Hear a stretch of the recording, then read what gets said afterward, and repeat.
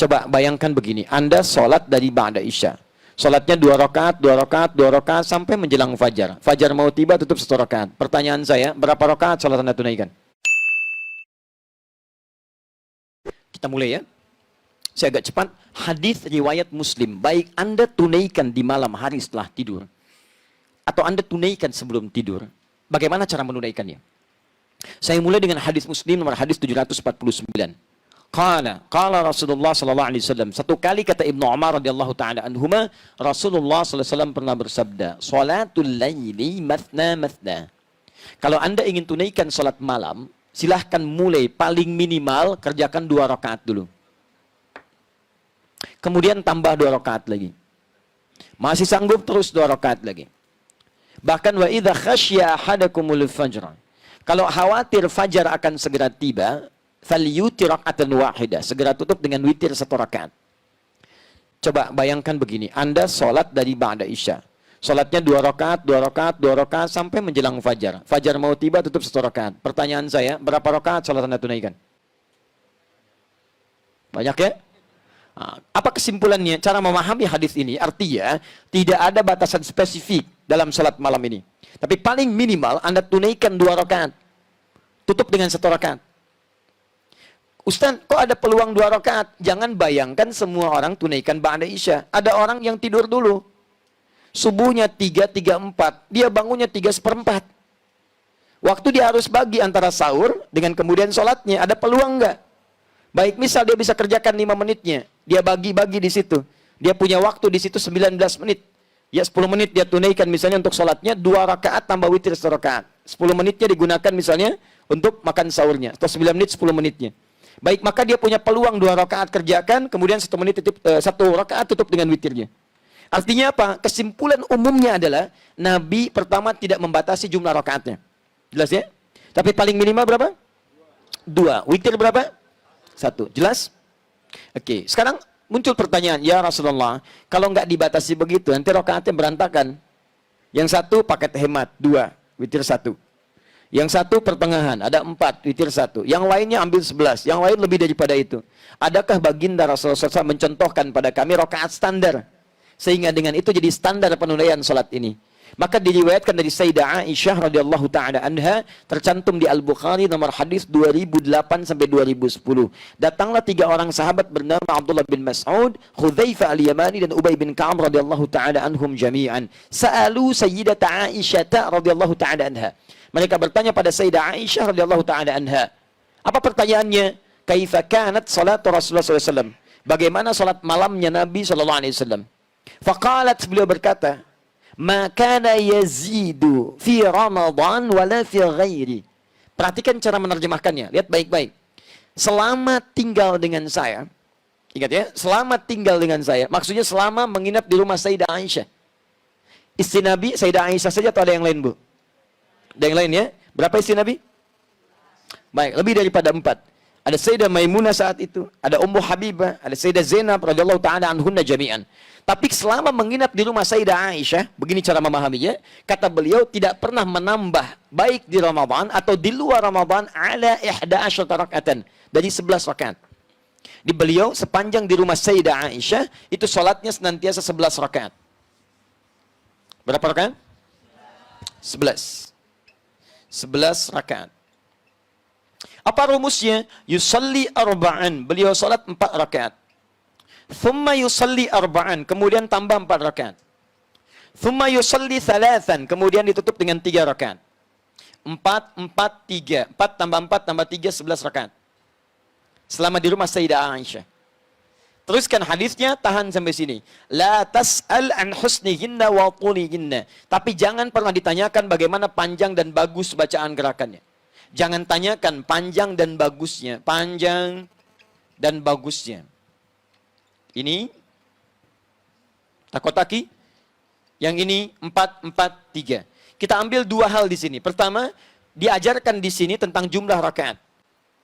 Ya kata Sayyidah Aisyah, yang standar silahkan 11. Rumusnya 4, 4, 3. Selama di rumah saya 4, 4, 3. Tadi istri Nabi bukan hanya Sayyidah Aisyah. Kita cek di rumah yang lain. Kita temukan ternyata di rumah Sayyidah Maimunah, kesaksian sahabat Ibnu Abbas radhiyallahu taala anhuma tersebut di Abu Daud nomor hadis 1369. Ketika beliau tinggal di rumah Sayyidah Maimunah untuk melihat kebiasaan sholat malam Nabi dan bangunnya Nabi di malam hari, dilihat oleh beliau. Kata beliau, karena Rasulullah SAW adalah kebiasaan Nabi SAW. Idza staiqadha min naumi, apabila bangun beliau di pertengahan malamnya, maka beliau bangun, lihat baik-baik, di pertengahan malam. Lebih sedikit, yazidu qalilan aw yanqusu qalilan. Lebih sedikit, kadang-kadang kurang sedikit. Saya sudah jelaskan kemarin. Kalau ukuran Indonesia misalnya 4:30 subuhnya, ya beliau bangun 1:30, kadang lebih, kadang kurang sedikit. Yang paling menarik, fajalasa, kemudian duduk terlebih dahulu. Famasaha biyadihi min atharin naum, kemudian menghapuskan bekas ngantuk di matanya. Ya, faqara khawatim min surah Ali Imran. Maka beliau membaca 10 ayat terakhir atau 11 ayat terakhir di surah Ali Imran. Kemudian berdoa, alhamdulillahilladzi ahyana ba'da ma matana wa ilaihin nusyur. Dikuatkan dengan hadis riwayat Al-Bukhari, ya, riwayat sahabat Abu Dzar Al-Ghifari nomor hadis 181. Setelah itu kemudian apa yang terjadi? Tsumma dzahaba ila syinin mu'allaqah. Pergi ke tempat tertutup, ke toilet. Fatawadda, kemudian berdoa. Setelah itu pergi ke tempat sholatnya. Mengikutilah Ibnu Abbas di belakangnya. Ketika mengikuti Nabi kemudian bertakbir, maka Ibnu Abbas ikut di belakang Nabi. Ditariklah oleh Nabi supaya sejajar dengan Nabi SAW. Hadis ini menunjukkan bolehnya imam, kalau makmumnya seorang, itu boleh berdiri sejajar. Ini imam, ini makmum. Sejajar. Paham ya? Boleh juga makmum di belakang, imam di depan. Sejajar, ya tidak sejajar, tapi agak maju sedikit. Masih berdempet. Kalau makmumnya diduga, itu sudah baik, sudah kuat, sudah dewasa, sanggup menjaga dirinya. Tapi kalau anak ini baru kecil, kita boleh tarik sejajar dengan kita. Tidak ada masalah. Teruskan. Apa yang dilakukan oleh Nabi? Kata beliau, Nabi membuka dengan 2 rakaat yang ringan. Dikenal dengan khafifatain. Ditunaikan salat 2 rakaat dulu. Boleh, silahkan. Khafifatain. Nggak pakai bacaan surat lain selain Al-Fatihah. Takbir Allahu Akbar, langsung Al-Fatihah. Ruku' yang tidak sujud. Duduk di antara 2 sujud, sujud bangkit lagi 2 rakaat seperti hal yang sama. Paham ya? Setelah itu beliau tunaikan salat intinya, beliau katakan 2 rakaat. Kemudian 2 rakaat. Kemudian 2 rakaat. Kemudian 2 rakaat. Kemudian 2 rakaat. Kemudian 1 rakaat. Jumlah berapa? 11. 2 tambah 2, 4 tambah 2, 6 tambah 2, 8 tambah 2, 10 tambah 1, 11. 11 rakaat. Kalau ingin ditambah dengan salat yang pemanasan tadi, khafifatain 2 rakaat ringan, berarti 13 rakaat. Poinnya, intinya tetap 11, tambahannya 2 rakaat sebagai 2 rakaat yang ringan. Di rumah Sayyidah Maimunah, beliau menunaikan rakaat standar 11 rakaat juga. Ingat ya, tapi rumusnya 2, 2, 2, 2, ujungnya 1. Boleh kalau mau witirnya 3, ujungnya 3. 2, 2, 2, 2, ujung 3. Atau 2, 2, 2, 2, 2, ujungnya 1. Jelas? Berapa rakaat? 11 rakaat. Dan ini mau 4, 4, 3, 2, 2, ujung 1 atau 3, jumlah 11, itu tidak saling mengungguli. Nggak ada masalah, dan jangan bertengkar pada urusan seperti ini. Oh yang benar itu 11, 4, 4, 3, formulanya bagus. Kemarin Bayern Munchen ngalahin Hamburg juga 4, 4, 3. Misalnya, sampai jadi juara misalnya. Dan seterusnya. Tapi kan nggak bisa. Bayern Munchen kan dikalahin sama Madrid, rumusnya bukan 4, 4, 3. Itu urusan yang lain. Ya, nah kita kembalikan ke sini teman-teman. Ini boleh, ini boleh. Paham? Baik, sekarang sebentar. Kalau saya pengen 23 rakaat boleh nggak? 37? 41? Masya Allah, dari mana taunya? Oke, nah, baik. Sebelum sampai ke sana, kita pahami dulu pemaknaannya. Lihat sini. 11 ini, lihat rumusnya. Jangan pahami sampai 11 dulu. Tapi jangan dipisahkan dari sinergis yang pertama tadi, lihat keterangannya. Jangan tanya panjang dan bagusnya. Jadi 11 ini tidak boleh dipisahkan dari panjang dan bagus. Diukur kemudian oleh sahabat yang 3 orang tadi. Seperti apa panjang bagusnya. Maka dimulailah Hudzaifah al-Yamani radhiyallahu ta'ala anhu salat di belakang Nabi.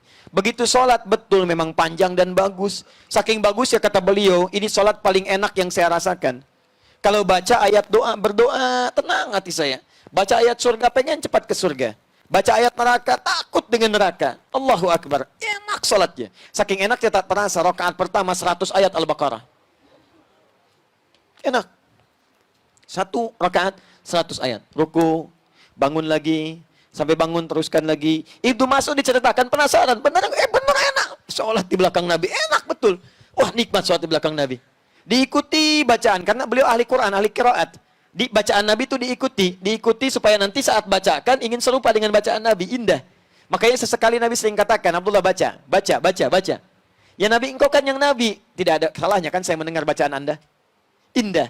Begitu diikuti sampai 100 ayat Al-Baqarah, dikira akan ruku, ternyata diteruskan. 286 ayat Al-Baqarah sampai selesai. Dikira akan ruku, nyambung ke Ali Imran, 200 ayat. Dikira akan ruku, nyambung ke An-Nisa, 176 ayat. Baru setelah 176 ayat, beliau kemudian ruku di situ. 5 juz 4 halaman, rakaat pertama. Luar biasa, lebih banyak dari yang semula. Dan besoknya tidak pada ikutan lagi. Ya. Kenapa? Bukan karena banyaknya. Bukan karena banyaknya. Karena nanti Imam An-Nawawi dia punya kitab namanya At-Tibyan fi Adab Hamalatil Quran. Anda yang senang dengan edisi bahasa Arab, cari terbitan Darul Kutub Al-Islamiyah, halaman 37. Ya, warnanya merah marun, paling kanan sebelah atas. Ya, paragraf 1 baris 1 sampai 3. Itu disebutkan di situ bagaimana sahabat Nabi sepeninggal Nabi, Utsman bin Affan, kemudian ada Abdurrahman bin Auf, Tamim Ad-Dari radhiyallahu taala anhum jami'an, itu bisa menunaikan salat-salat malam sampai khatam Al-Quran. Khatam Al-Quran. Itu luar biasa. Ya. Nah, tapi poinnya adalah, kenapa kemudian mereka tidak mengikuti Nabi lagi? Kata Abdullah bin Mas'ud, saya khawatir sering menduga, ini di mana posisi ayat yang mana rukunya Nabi. Supaya saya bisa praktekkan dalam sholat kemudian. Karena saya sering menduga, saya khawatir saya nggak khusyuk, akhirnya berpisah dengan Nabi di kemudian harinya. Tapi prinsipnya dibawa oleh mereka. Ternyata Nabi itu kalau sholat, pertama bacaan ayatnya selalu berusaha panjang. Ini kita ambil rahasianya. Kedua, dibaca dengan tenang. Sehingga ada pengaruh kepada roh, kepada jiwa. Yang ketiga, bahkan selesai sholatnya, itu tidak langsung bangkit, istirahat sejenak. Dalam istirahatnya berdoa, beliau memohon ampunan kepada Allah. Allahumma innaka afuwun tuhibbul afwa fa'fu anni. Ya Allah, aku banyak salah, aku banyak salah, aku banyak salah. Engkau maha pemaaf, engkau maha pengampun. Ampuni aku ya Allah. Maafkan aku. Seorang Nabi maksum dijaga dari kesalahan, masih meminta ampunan dari kesalahan dan mengaku salah. Kita yang bukan Nabi, bukan Rasul, tidak maksum merasakan bebas dari kesalahan. Itu yang fatal. Ini kemudian pasca salat, beliau berdoa dengan tenang. Istirahat, berdoa dengan tenang. Tahan, sini tahan. Fokus baik-baik. Lihat sini rahasia pertama. Rahasia pertama dibaca dengan panjang. Maksudnya memperbanyak ayatnya. Bukan sekedar panjang, memperbanyak ayatnya. Rahasia sholat malam, perhatikan rahasianya. Kenapa sampai disebut menyempurnakan puasa Ramadan? Teman-teman, ternyata ada satu amalan di dalam ibadah kita yang saat dikerjakan seperti sederhana tapi pahalanya melimpah. Apa amalan itu? Di antaranya adalah membaca Al-Quran. Kalau Anda sholat, sekali sholat nilainya 10. Ramadan dilipat gandakan. Tapi ingat, bukan cuma sholat yang dihitung, setiap bacaan Qurannya. Dan bacaan Quran skala dibacakan, satu hurufnya 10 kebaikan. Satu hurufnya sama dengan 10. Man qara'a harfan min kitabillahi falau asyru hasanat. At-Tirmidzi nomor hadis 2910. Siapa yang baca satu huruf dari Al-Quran, dia mendapatkan 10 kebaikan. Masih ingat kalau Ramadan kali berapa? 10 lagi. Jadi satu hurufnya berapa? Allahu Akbar. Cuman Ramadan yang saat Anda bacakan setiap hurufnya itu mengalir kemudian 10 kali lipat minimal di hari biasa. Maka mau malam hari apa lagi yang Anda carikan pahalanya? Kalau Anda kehilangan Ramadan, peluang ini nggak ada. Makanya Nabi mengajarkan pada kita, jangan ributkan masalah rakaatnya. Anda harus maksimalkan, baca yang banyak, karena peluang pahalanya banyak. Silahkan cek. Jadi kalau Anda mau sholatnya 11, mau yang lainnya, maksimalkan. Yang penting bacaannya itu, usahakan maksimalkan panjang, dalam arti perbanyak ayatnya, banyak ayatnya. Karena setiap hurufnya ini digandakan luar biasa.